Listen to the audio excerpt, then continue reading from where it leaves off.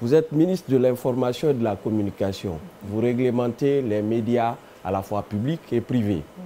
Si vous prenez ce segment aujourd'hui, beaucoup de ces jeunes derrière moi rêvent de travailler dans un média.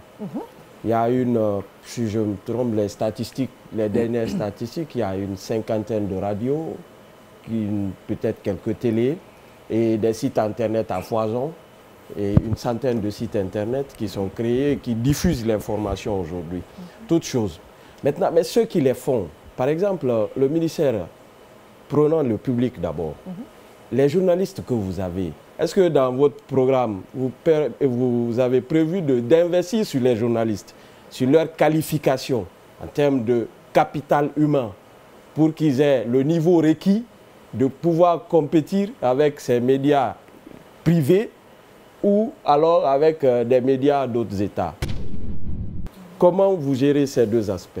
Merci encore une fois pour ces questions qui, j'avoue, sont pertinentes. Au sein du ministère, il y a un centre de formation et de perfectionnement qui existe. Ce centre, après le 5 septembre, avait été complètement saccagé. Donc aujourd'hui, nous avons réhabilité ce centre. Nous l'avons doté de moyens techniques et financiers nécessaires pour effectuer des formations. Et je pense d'ailleurs que à date, nous avons réalisé au moins 4 ou 5 formations au sein de ce centre de formation. Donc c'est pour vous dire que pour nous, la formation est une priorité au sein de ce ministère-là. La formation est une priorité même du gouvernement de transition. D'où, aujourd'hui, on a au moins 30% du budget de l'État qui est dédié, si je ne me trompe pas, à la formation. Parce que la formation, quand je dis les secteurs de l'éducation aujourd'hui, que ce soit l'enseignement préuniversitaire, l'enseignement technique et l'enseignement supérieur, c'est au centre des priorités de l'État. Donc, cela va de soi et cela, nous le répercutons également en notre sein. Donc, ce centre de formation aujourd'hui a les moyens nécessaires pour effectuer des formations. Comme je l'ai dit tantôt, on a eu la formation des techniciens. Parce que très souvent, on parle de journalistes, on oublie les techniciens. Alors que sans technicien, il n'y a pas de journal. Les deux Donc, il est quand même important aussi que ces politiques puissent être soient mises en place par les médias publics et les médias privés. Donc, que l'ensemble du personnel soit pris en compte dans le plan de formation. Aujourd'hui, on a un plan de formation qui existe et on est en train de le dérouler. On a eu une formation sur les techniques d'investigation, la gestion des élections organisée avec l'UNESCO. On a eu une formation sur la violence basée sur le genre à Conakry, mais également on est en train de répercuter la même formation à l'intérieur du pays. Ça a été financé par Enabel, etc. Donc c'est pour vous dire que vraiment, on a conscience de cela et on est en train de prendre les dispositions nécessaires. Donc on s'inscrit dans la formation continue. Mais il faut aussi signaler qu'il y a beaucoup de journalistes aujourd'hui qui se disent journalistes mais qui ne le sont pas.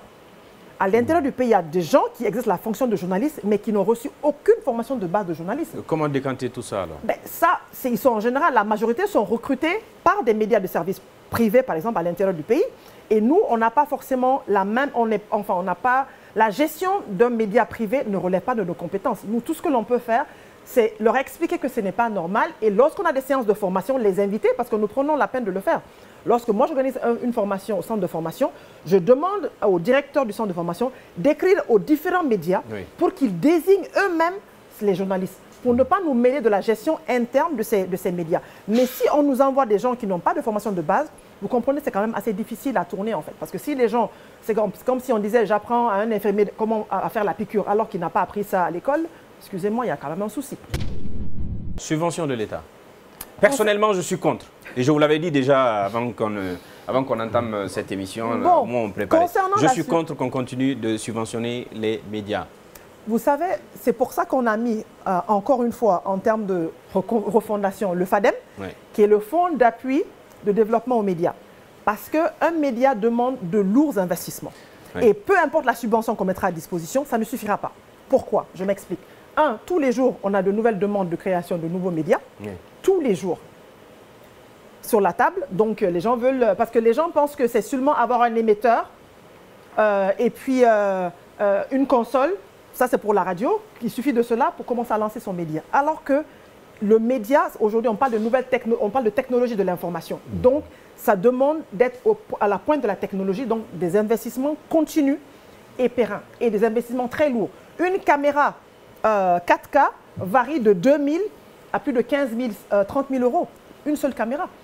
Donc, pareil aussi, lorsqu'on parle d'écouteurs, ce n'est pas des écouteurs pour des Game Boy, hein, c'est des écouteurs quand même professionnels insonorisés. Ouais. Mais les gens, aujourd'hui, vont prendre des écouteurs pour des consoles de maison, pour les mettre dans les médias, parce que ça coûte moins cher.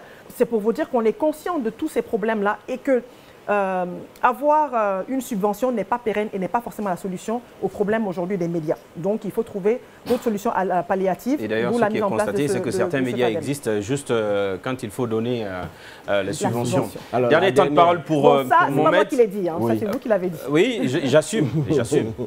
C'est une réalité.